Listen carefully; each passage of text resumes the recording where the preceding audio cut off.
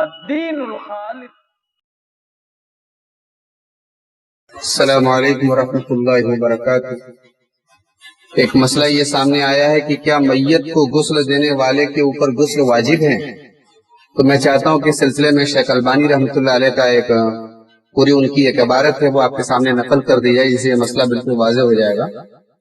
شیخ البانی کہتے ہیں کہ جو آدمی مردے کو غسل دے اس کے لیے مستحب ہے کہ وہ غسل کرے، اس لیے کہ اللہ کے رسول صلی اللہ علیہ وسلم فرمایا من غسل میتا فلیغتسل، جو کسی مردے کو نہلائے اسے چاہیے کہ وہ غسل کرے، اور جو جنازے کو اٹھائے اسے چاہیے کہ وضو کرے، میت کو اٹھائے اسے چاہیے کہ وضو کرے۔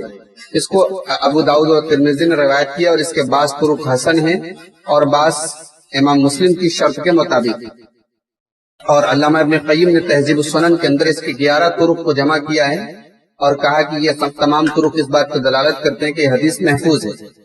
شیخ البانی کہتے ہیں کہ میں کہتا ہوں کہ اس حدیث کو امام ابن قطان نے بھی صحیح قرار دیا ہے، اور ابن حزم نے محلہ کے اندر اور حافظ ابن حجر نے التلخیص کے اندر بھی اس کو صحیح قرار دیا ہے، اور کہا کہ کم سے کم یہ حسن درجے کی روایت ہے۔ اور حدیث میں جو حکم دیا گیا ہے ظاہری طور پر یہ وجوب کا فائدہ دیتا ہے، یعنی حدیث میں کہا گیا کہ جو ہے میت کو جو غسل دے وہ غسل کرے، تو اس سے معلوم ہو رہا ہے کہ غسل کرنا واجب ہے۔ لیکن علامہ البانی کہتے ہیں وَإِنَّمَا لَمْ نَقُلْ بِهِ، لیکن ہم وجوب کے قائل نہیں ہیں، ہم اس کو واجب نہیں مانتے۔ کیوں؟ اس لیے کہ اس سلسلے میں 2 حدیثیں پائی جا رہی ہیں جو موقوف ہیں۔ پہلی حدیث عبداللہ ابن عباس کی ہے جو حاکم اور بیہقی کے اندر ہے۔ عبداللہ ابن عباس کہتے ہیں کہ تمہارے اوپر تمہارے مردوں کے غسل دینے پر غسل واجب نہیں ہے، اس لیے کہ تمہارا مردہ ناپاک نہیں ہے، تمہارے لیے کافی کہ تم اپنے ہاتھ دھل لو۔ پھر علامہ البانی کہتے ہیں کہ بعد میں میرے نزدیک راجح بات یہ ہے کہ یہ حدیث صحیح بات یہ ہے کہ موقوف ہے، یعنی صحابی کا قول ہے، اللہ کے رسول کا فرمان نہیں، جیسا کہ میں نے الضعیفہ کے اندر اس کو 6304 کے اندر بیان کیا ہے۔